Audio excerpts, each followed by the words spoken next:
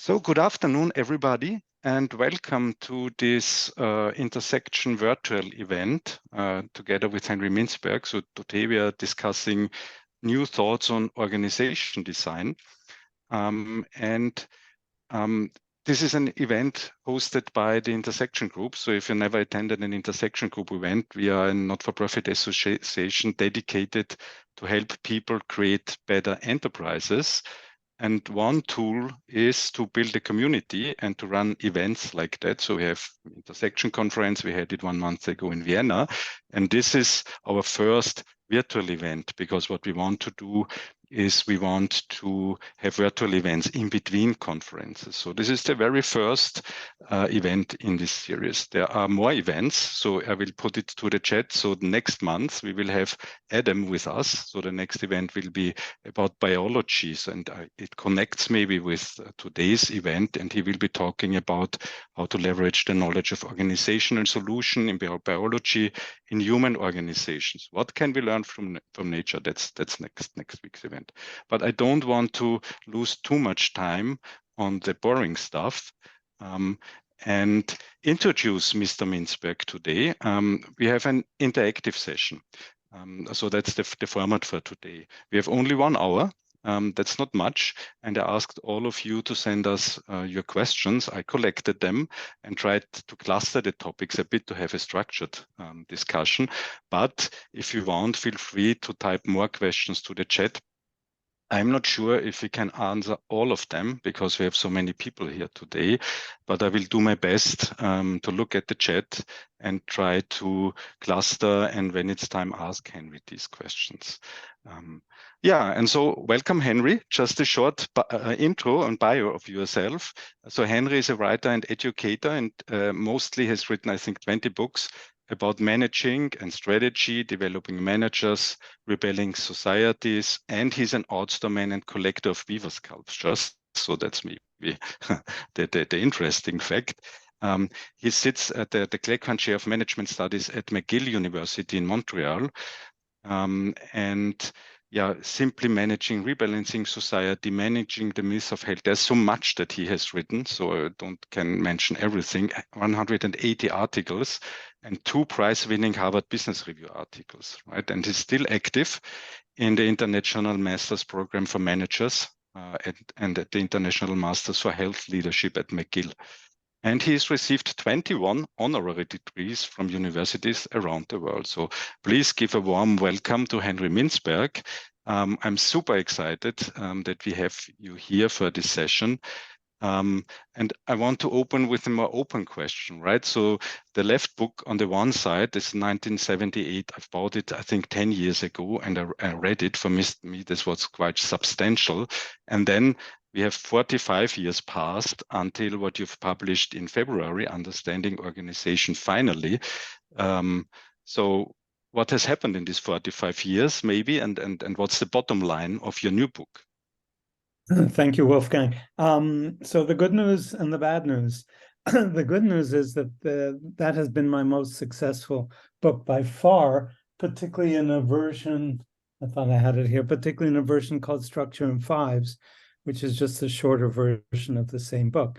That's the good news. The bad news is I don't think people in general, or many people, really appreciate the impact that organizations have on our lives and our functioning, and realize, we're born in organizations called hospitals, we're buried by organizations called funeral homes, and almost everything we do to get educated, employed, entertained, and exasperated happen in organizations.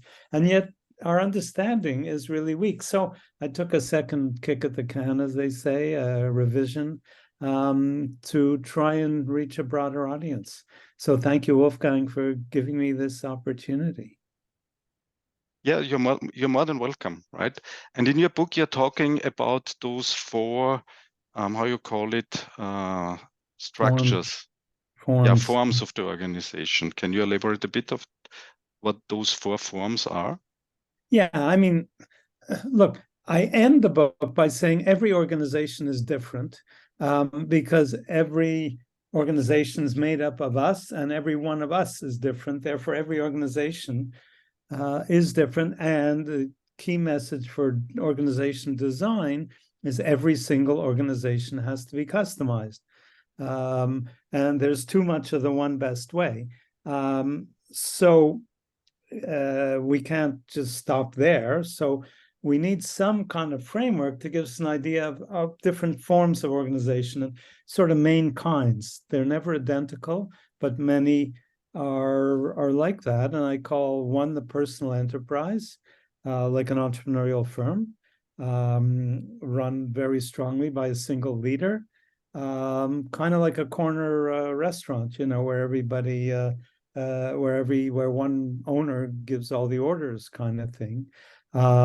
Program machine, classic bureaucracy, like a McDonald's, if we take restaurants, where everything is programmed. The interesting thing about McDonald's and fast food companies is they program us.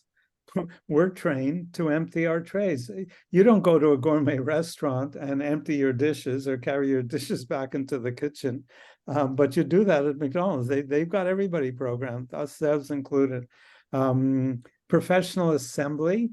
I call it an assembly because people don't really work that closely together. They're just assembled. Like hospitals, like universities, where professors do their own thing, physicians largely do their own thing, and so on and so forth. And obviously, the gourmet restaurant would be the example of that.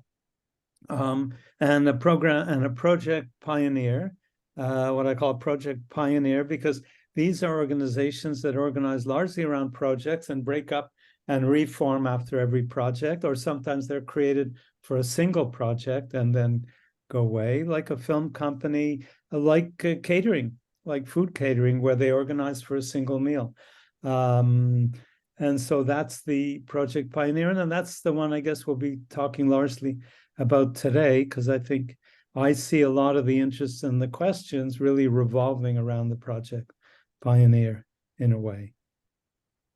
I could very quickly, because I think it's fascinating that if you take sports, American football is classic programmed, and baseball, I think, is classic professional, because people play a part. If you've got a outbreak of COVID and you need a sport, play baseball. Everybody's in a different place. And hockey from Canada, here I am, and basketball and soccer, real soccer, football, are project pioneers. Every time the ball or the puck is in one end, it's like a new project, and you never know what's going to happen. Much less predictable than the other sports. And yacht racing, like the personal enterprise, the owner of the boat, World Cup yacht racing, the owner of the boat is involved with everything. Okay, interesting. Because sometimes in our communities, when I talk to some people, they are closer to Agile, and some people, when I talk about programmed machines and that we must also create organizations for efficiency and for repetitive processes, sometimes I feel that people consider me as a bit old school. So has something dramatically changed between your 1978 book and your 2023 book? So what has happened in between in the development of organization that made them fundamentally different? Well, we didn't use the word agile in those days. I used the word adhocracy, which was a term being used back then, but agile wasn't really existing. And I recognized that form, but I also said that there's some research that organizations reflect the age of founding of their industry. And that means as you develop new industries, you're likely to get more of the organization that's popular in that era. And even back then, in 1978, 79, it was the adhocracy form was fashionable. It wasn't predominant, but it was fashionable. I think it's become much, much more fashionable. And I think the whole Agile movement is about that in a way. And it's become much more fashionable and much more prominent, although there's no shortage of programmed organizations. I mean, almost everything we do, or so much of what we do, is hyper programmed. So like fast food and so on.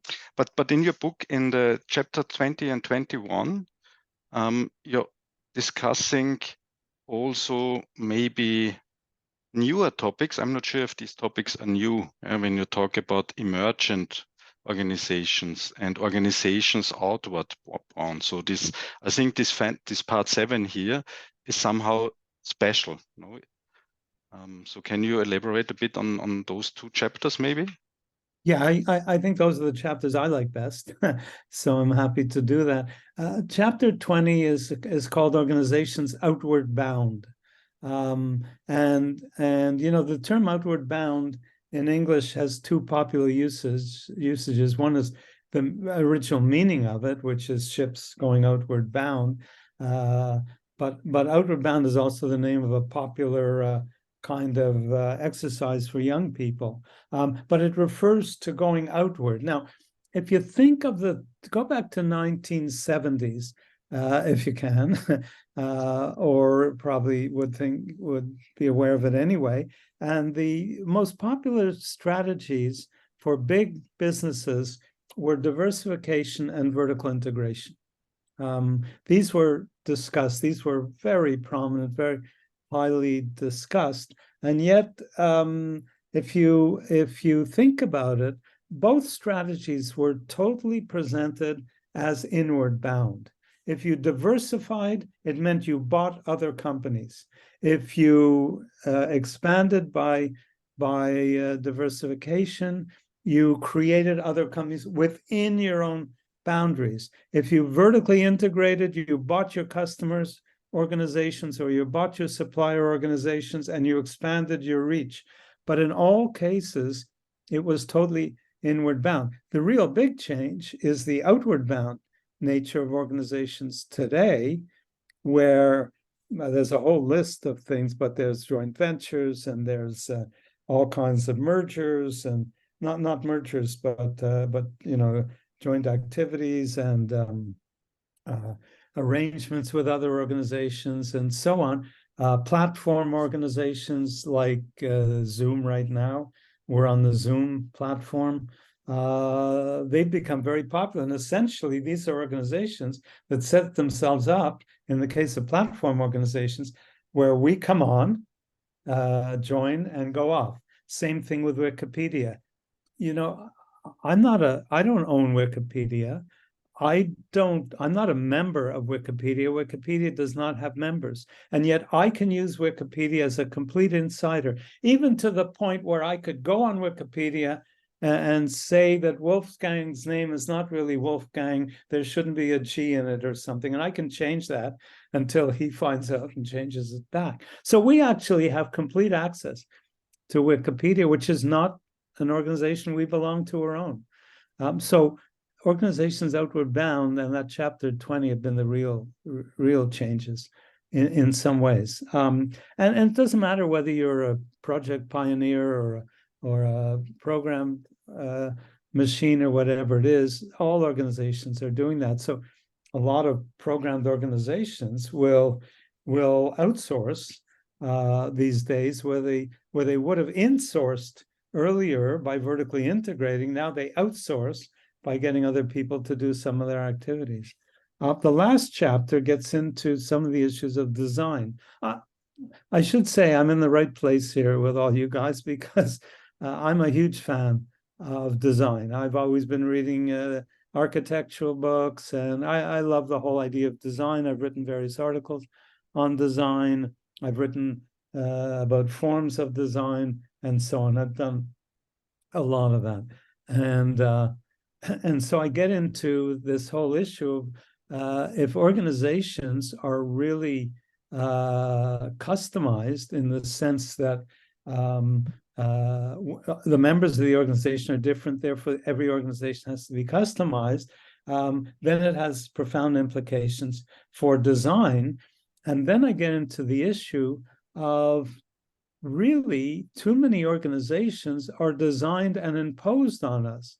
If we're working for a company, we're typically informed about a reorganization. You've got a new boss and you're going to, go to a new place and and so on and so forth. And reorganizations are usually just moving people around on the chart. They don't even necessarily move them around in where they sit physically. They're just moved around on the chart. And we have to, I wrote extensively about strategies emergent compared to deliberate. In other words, we don't plan strategies, we learn strategies. And I think the same thing has to apply to organization design. We need to learn our way into organization designs, and that means we have to have a chance to try different things sur place, in place where it happens, and have the flexibility to learn our way to what structures work, and then we formalize them. We formalize them much too quickly in many cases.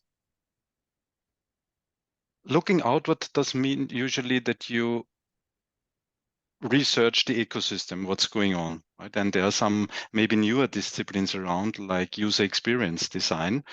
So do you think that those newer disciplines are part of organizational design? So because those guys, those people usually are focusing on the customer and the ecosystem, what's going on, that not only on private customers, also on companies, and how can we build these networks to platforms and so on. Do you see that those disciplines should be done together, or will finally merge in a certain way? Yes, I think it's an important point, because the more we go outward bound, the more we open ourselves to the outside world. Now, a project pioneer kind of organization would be open, a film company, an advertising agency, that runs according to projects and so on, a research lab, have always been wide open to outside things. But the fact that more organizations, including program machines, are going outward bound means they're going to be much more open to what's going on in the world. And that's probably a healthy thing. So I would think, yes, there has been an opening up, and that's healthy. Look, to repeat, if you think back to how obsessed we were with vertical integration and diversification as totally inward, you realize how narrow organizations were back then. Maybe too little focused on the ecosystem and customers and networks. That's what you mean by inward bound. No? Yeah, absolutely. Networks we talk so much about networks these days, and I talk a lot about communities too, by the way, and I'm big on the word community ship. But networks are not communities. And if you don't know the difference, ask your Facebook friends to help you repaint your house. Facebook is a network. It's not a community. Yeah. Communities are much tighter, and of course that's more inward, in the sense that, and even when organizations go outward bound, they open up. But sometimes, you create projects more and more these days where you include people outside the organization in the inside project in your organization. You'll put a customer on a project, on a design team for a new product, for example. So you'll bring people into your community. You'll expand your community. Yeah. Okay, so, and we've had some questions from a couple of people that were discussing about this OD. Yeah, so what does it mean? Organizational development, organizational design. So we have some questions like, what is the discipline of organizational development / design or structuring? Someone made the remark that 45 years ago, you named the book The Structuring of Organizations. Now it's at least in your book, and you mentioned designing organizations. So Fleming Hansen asked, for example, please elaborate a little on the difference between structuring and designing organizations, and why we have changed the discourse. Yeah. And I forget bring me back to the first part. I wanted to answer that too. Just remind me of what the before you talked about the titles. Yes. What did you say? I just wanted to respond to that too. Yeah, so the difference between organization development and organization Yeah, design. OD and yeah, OD, the difference between OD and OD. It's amusing because we had correspondence, you and I, Wolfgang, and you kept writing about OD and I kept writing about OD until we realized I'm in organization development and human organizational design. We must move in different circles because I have never before, to my memory, which isn't always the best, seen OD used to refer to organization design. To me, it's always referred to organization development, namely how you make organization better, more effective. And there's a whole huge community on organization development, for sure. And there's a huge effort of people who are concerned with organization design. I'm not sure which is part of which, but you design organization development programs and you use organization development programs to enhance and create organization design. But the subject is a bit different. One is a kind of broader look at how to make organization better, and the other is how you engage in the design process. And I guess for many people that means design of structure, kind of design, not just of the formal structure, who reports to who, but also how people relate to each other, how they coordinate, and so on. My two books, these two books are about organization design. The fact that I called it the structuring of organizations and now call it understanding organizations and using the term design more, I don't think has any significance. I see those as interchangeable. I think what happened was I titled the first book, The Structuring of Organizations. I titled the shorter version that followed about 5 years later, Structure in Fives. So the structuring word was dropped. And then when I came back to do the book now, or redo the book now, I just thought Understanding Organizations finally was a better title. I don't think there's any significance in the change in the word. Okay. Maybe a change in the skills. So that's another question by Johannes Stock. So a link between OD and OD, and what different skills do you see as essential? So if you say, okay, the name may not be that important, but are there different skills in designing, in structuring, in developing? So I think that's what the question is about. Well, these sort of invisible colleges, what's the word for the colleges, what we refer to colleges of practice or communities of practice. I think communities of practice are networks of practice. But if I was to compare the people in this audience today with an audience in organization development, I think the biggest difference would be in their backgrounds and their orientations, not in what they're trying to do, because they're both trying to improve organizations.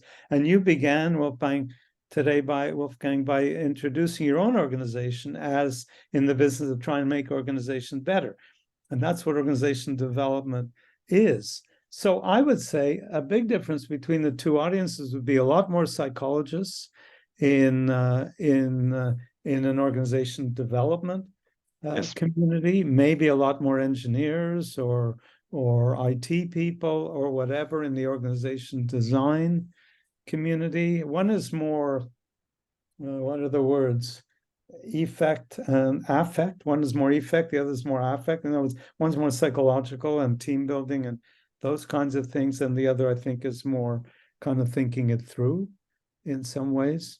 So I suspect those audiences would be quite different. And every management association that I interact with has its own style and its own approach. And usually, I don't know, usually, but often I don't get it right. Somebody asks me to do something and I think I'm talking to one kind of person and I'm really talking to another kind of person. If we didn't clarify this OD terminology, I would be thinking that I'm talking to a bunch of psychologists interested in organization development as that field has developed. Interesting. And we got another question in advance. How do you rate the maturity or state of the practice? And I saw you in another video where you said for reasons there are not so many books in the field of OD, organizational development / design, whatever. There are plenty of books on strategy and agile and whatever, but there's so few on OD. So how come and what does it mean for the maturity? Is it a mature discipline? Well, I think the two disciplines are quite different that way, and the publications are quite different. There are huge numbers of books for practitioners, particularly on organization development.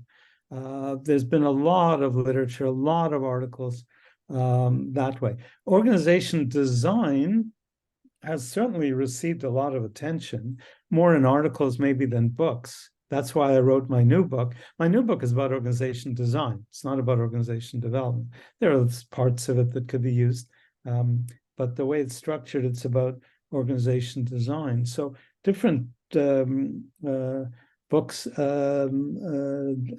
develop in different ways. I think organization design has largely been a practice within organizations because people design organizations. They do it all the time. They think mostly in charts, maybe, or more often in charts, but obviously there's a lot more to organization design than the chart. But a lot of it has to do with who reports to who and structure and organigrams, as they say in French, and so on. So I think as far as maturity, organization design has always been, or for a century or more, has always been a major issue because people had to design organizations when they got large. They had to structure them. Organization development, I'm not an expert, but I think a lot of it developed in the 70s, 80s, maybe, around people like Kurt Lewin and those kind of people. I'm talking out of my realm, so I may have it wrong, but people like McGregor, there were a lot of people who were expressly concerned with organization development. That came along later. So they both are mature in a way. And the point I try and make toward the end of my new book is that organization design has to break away from an emphasis on the machine form and the hierarchical form and the top-down form and open it up much more to other forms. The professional assembly, one of the things I say about the professional assembly is if you want to understand it, just take everything you know about the program machine and turn it upside down. Because senior management doesn't have nearly the authority over physicians or professors that it has over workers in McDonald's. So the two are quite different and have to be understood quite differently. Organization design, as I said a few moments ago, tends to be more centralized. Designs are imposed on you. You're advised that you're going to get a new boss and so on. Just like governments, Trudeau will redesign his cabinet. He'll reorganize. I used two charts to talk about a reorganization, and I show an organization chart with nothing written on it except top, middle, and bottom management. I like bottom management because nobody uses it or admits to it. But if you got top and middle, you must have bottom. So I show a chart that just shows a regular chart. And then I say, now I'm going to show you a reorganization. And I show the same chart again. Because the only thing that's happened in a reorganization is you move the names around, you move the titles around, but the chart looks the same. So we've got to get past that. If Trudeau's going to reorganize his cabinet, he sits down and has all the list of people and all the list of ministries, and you go there and he goes there and they go there, and maybe he must make a bunch of phone calls. Are you okay with this? Are you okay with that? But it's basically like a chessboard of moving stuff around. Well, we've got to get past that. It's too easy. The reason reorganization is so popular is because it's so easy. You just move him there and her there, and Yeah. it's all done. It drives people crazy. I mean, that's my I love understanding from structuring, right? So I think what I usually see is that organizations are not really what I would consider designed, but structured top down by the managers because they have the power to do so, as you mentioned. So that's pretty easy to do so. But I'm not sure if this is design. Yeah, that it's restructuring by brute force, maybe something like that. So let me just say something. Yeah, if you're using the word structured, they are structured, which is what you did. Then I would agree that they're structured, but design could be broader. The structure need not be structured. The structure could be learned. We could have emergent structure the same way we have emergent strategy. And most interesting strategies, by the way, I think are emergent. They're not planned, they're learned. And I think structures need to be learned too. I just wanted to add one other thing about sort of top-down design and imposed design. I have a piece that I've submitted for publication on the narrowness of reorganization in healthcare. The British Management Journal has published an article years ago referring to the NHS, the National Health Service of England, as being in a constant state of reorganization. They're constantly reorganizing, but it doesn't make any difference in a professional, or not, it just drives people crazy. But otherwise, it doesn't make that much difference in a professional assembly because the physicians in the NHS are responding to their professional protocols. They're carrying out their work according to their professions and how they work and how they're supposed to work. And it doesn't really matter who their boss is or who reports to who or whether they're areas or regions.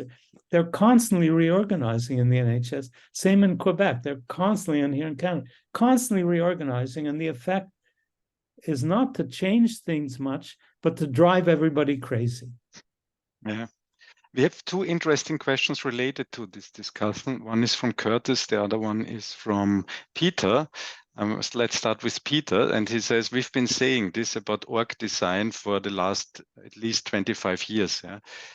So we must go away from this programmed machine only form to maybe a more adaptive Agile was big and so on, more a hyperlinked organization with the coming of the web. So why hasn't it become reality? How do we account for so much resistance? Is it just inertia? That's what he asks. Well, frankly, no, I don't think so for one reason. There are almost certainly more program machines than there are project pioneers, even despite the fact that contemporary organizations, because of the technology and because of the things he's talking about, lean toward the project pioneer. But can you imagine American football making that a project organization?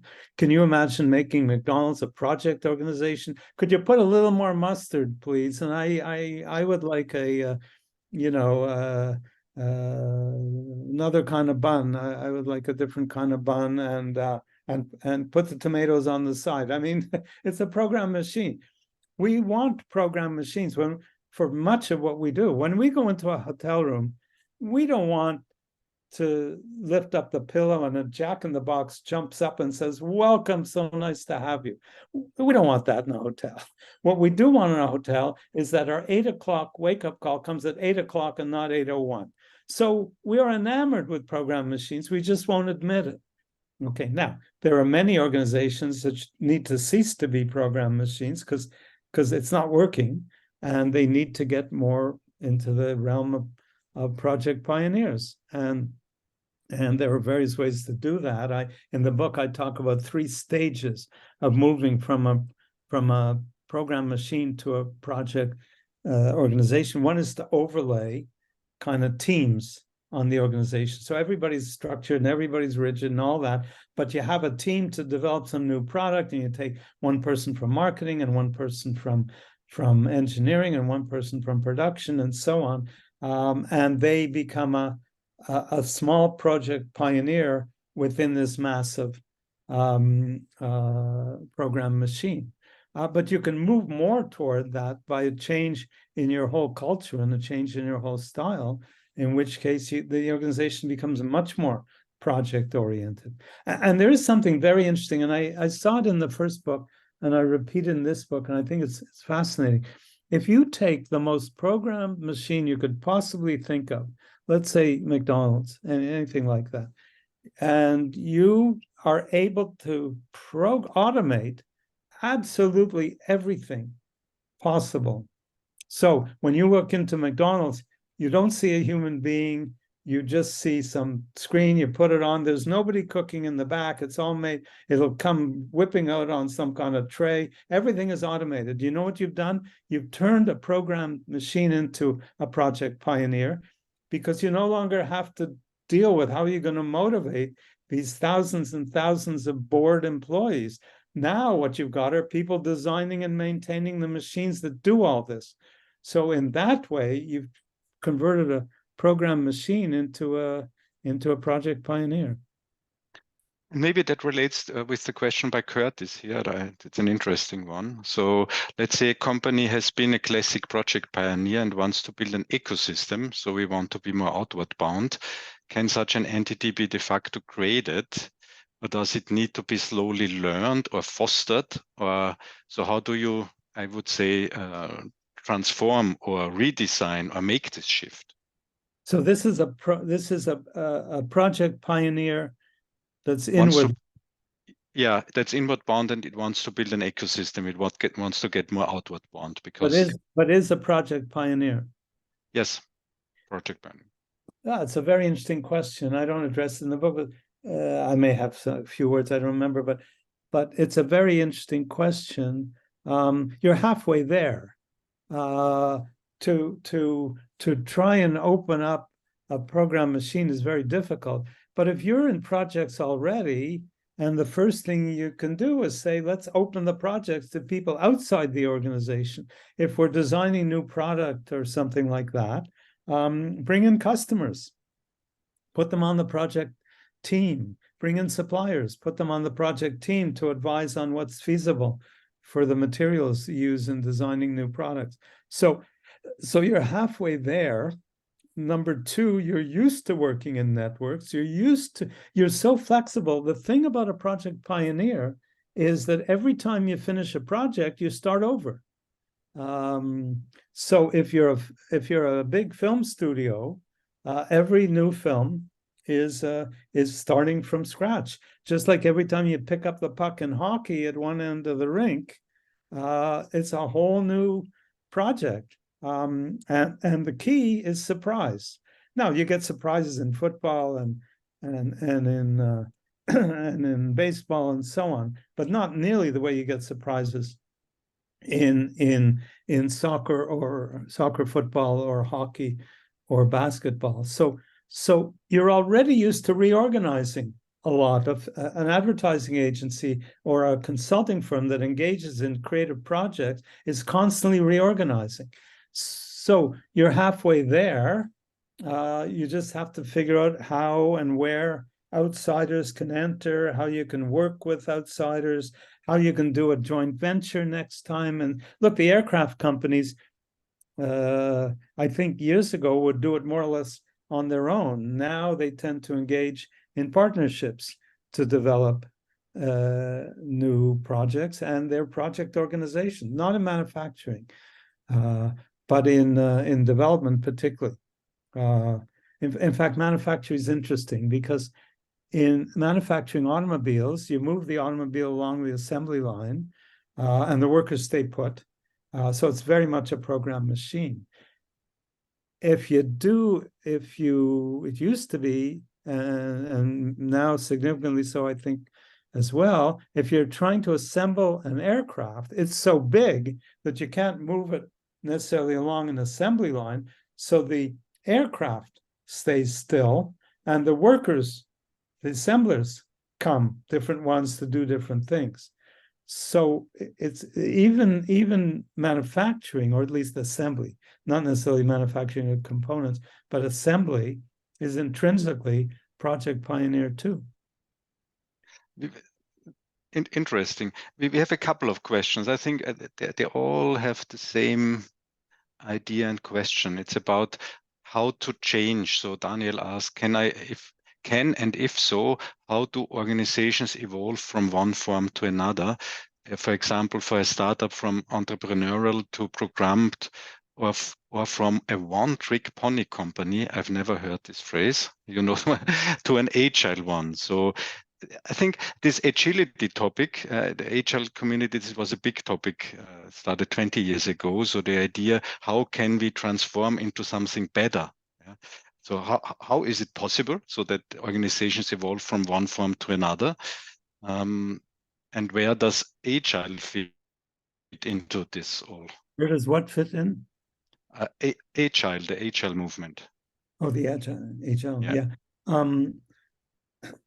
Okay. There's a very long chapter on transitions that goes into all that in great detail. The most common transition is probably from a personal organization into a program machine, that an entrepreneur like Bezos creates an Amazon very much built around him, and then he steps out and so-called professional management, not professional at all, but so-called more formal management takes over and basically shifts into a more program mode, because that's the nature of that business. It's a very programmed business. A lot of it is automated, but it's very programmed, and many workers. So it fits the model perfectly. Now, we've also seen lots of examples where that transition, the most common transition from the entrepreneur who created the place, and it has to be built around an individual, because the entrepreneur brings the vision and mission, and brings the whole philosophy and builds it around himself, brings in people around himself, or more commonly today, herself, and does that. Once he or she passes or gives it up, then it obviously, if it's in mass production, if it's an Apple that's more in project kind of work and outsources a lot of its mass production, then the transition is quite obvious. Under Steve Jobs, it was both personal and project. Obviously, he didn't run Apple in research and product design and all that. He didn't run it as very much a project pioneer, but Jobs himself was so involved, even in the research lab every morning for new product development, that it was also a personal organization. Jobs leaves, and Cook will not run the organization as a personal enterprise. He'll run it more as a project pioneer, which it would be without Jobs. Now, the ones that make the mass production ones that make the common transition to be a program machine often get into great trouble in that transition, and the entrepreneur, the founder, has to come back. Organization after Dell, Starbucks, so many, they couldn't manage that transition very easily. They needed the founder. Of course, the founder is going to die at some point. Then they're going to have to figure out what they do. And I talk about all the other I talk about every conceivable transition in that one chapter in the book. I recommend that chapter, by the way, so that's really a good one. Okay, maybe that relates also, some questions we got in advance from Klaus-Peter Seichter, is this, how does it all fit with, how are you making sense of the agile trend and its organizational design, from team of teams, holacracy, networks, Scrum at scale? So there are some newer approaches to organizations that Teal organizations. I don't know if you know this book. There's Lalou, a famous book that has a strong focus on purpose and autonomy. How do you make sense of all of these maybe trends that came up over the last 10, 20, 30 years? Well, it's kind of intriguing. and I'm going to make sense of it in terms of my book because I'm biased towards the framework I live with. That's sort of my paradigm. So that's the way I see it. You sent me that whole list of different things. Teal, it wasn't on your list, but Teal, I do happen to know because I did a session, I think, with people there once. Team of Teams, I had to look up only to discover that it's what's his name, McCroskey, not McCroskey, McChrystal, I think, his famous American general who created a consulting company. And somebody, I realized when I looked it up, somebody called me who was very close to him and said he's a big fan of your work, and we want to sort of tap into your knowledge. So I did know Team of Teams, but I forgot over the years. I see much, if not all of this, as tending toward the project pioneer form of organization, which means decentralization, more teamwork, more collaboration, less emphasis on hierarchy, all of that, and certainly agile. Do we want, I talked about the hotel before, with the Jack in the Box jumping up and saying, welcome, welcome. Do we want our hotels to be agile? We certainly want our hotels to be responsive and up to date, but we don't want them to be as agile as a film company that's constantly trying new and crazy things, and some work and some don't. So I see this as largely associated with the Project Pioneer form, and I can only reiterate that organizations that engage in kind of naturally project work, like making films, or doing high class consulting, or playing soccer, football, certainly need to be agile. And the women who are complaining in soccer about the way they're treated, it's kind of interesting because soccer is a project kind of organization. So you'd expect it to come more from there than say from women who are playing American football, but women don't play American football, thankfully for them. So if agility, if you really need a lot of agility, and agility is important, then all of this makes sense. If you're producing hamburgers one after the other, listen to the agility message, but be very careful not to take your eye on efficiency, because McDonald's isn't about innovation. There's a bit of innovation in their new products, but not much. It's about efficiency. If I go into McDonald's and I don't get served in a minute or two, I'm concerned about McDonald's. That they have a brand new, wonderful form of sandwich, goat cheese with, I don't know, garlic or something. Who knows? Is not what I look for in McDonald's. So I think all of these things, whether it's teal or agile or whatever it is, I think we have to be careful where it applies most and not get too caught up with fashion. Maybe that answers the last question. So Klaus-Peter Seichter asks if programmed machines are programmed machines still viable in dynamic markets? So increasing complexity. Yeah? We've heard this story a lot. That the pace has changed, complexity has changed, customer demands. So much is going on in the ecosystem. If I understand you correctly, you think programmed machines are still viable. So that would be yeah, the simple answer is yes. As I say, an awful lot of what we do, we want absolutely predictable programmed work. We don't want a creative bank. We want a bank that does it absolutely correct every single time. If they're into investment banking, sure, then you're more in a project mode. But in retail banking, we just want it to work. Yeah, we'd like them to be up to date and come up with new things and so on. But we don't go to a bank for innovation. We go to a bank for reliability. And so we want and we love program machines for things that are naturally programmed, like fast food and hotels and insurance and banking, retail banking, and I could go on and on and on. The huge list of things. And think of all the hundreds of millions of Americans who adore American football, which is so incredibly hierarchical. You got a quarterback there who's calling the plays, and maybe he's even getting it from the coach through an earphone.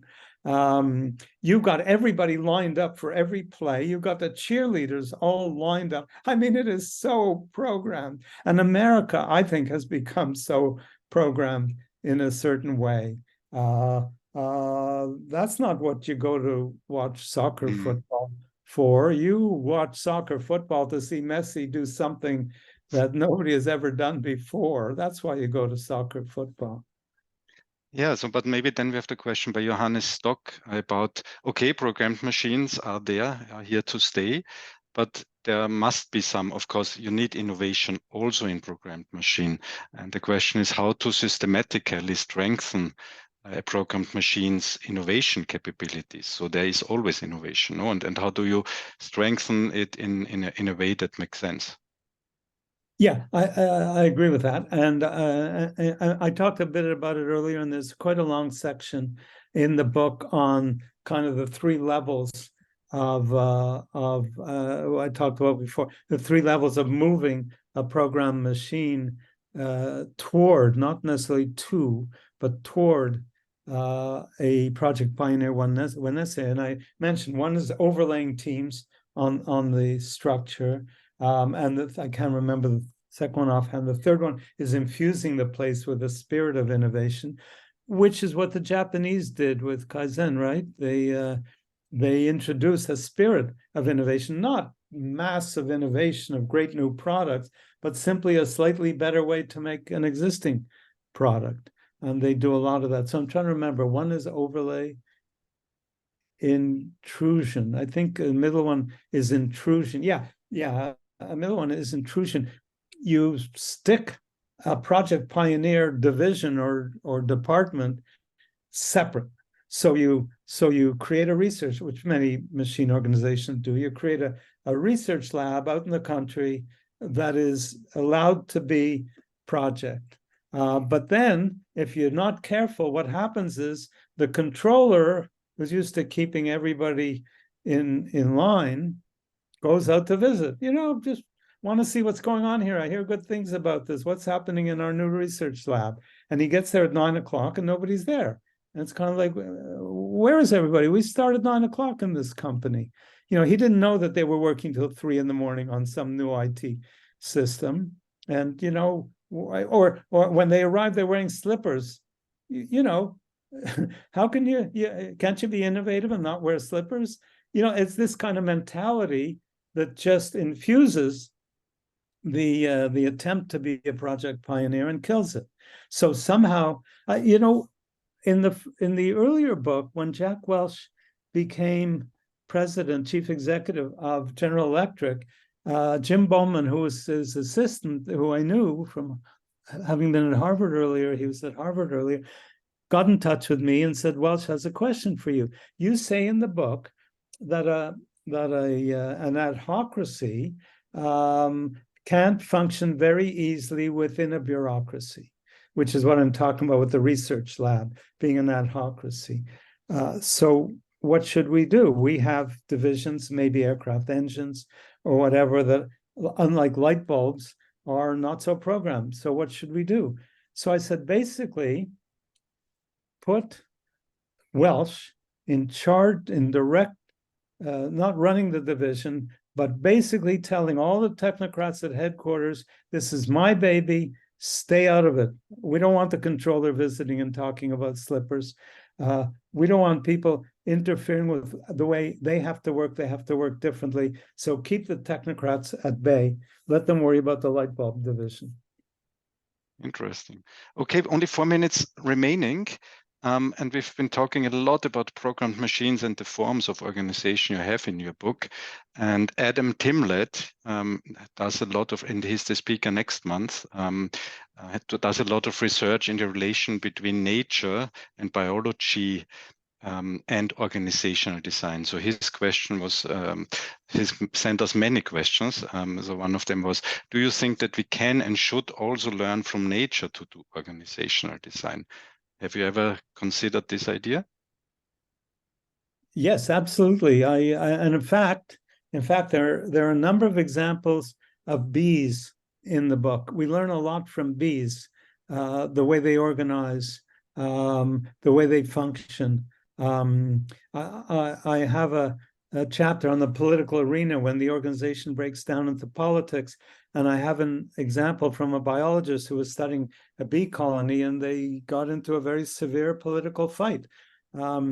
Because one set of scout bees go out to find out where they should move the hive if they need to move it. So one set of scout bees came back and they did their dance about one place to go.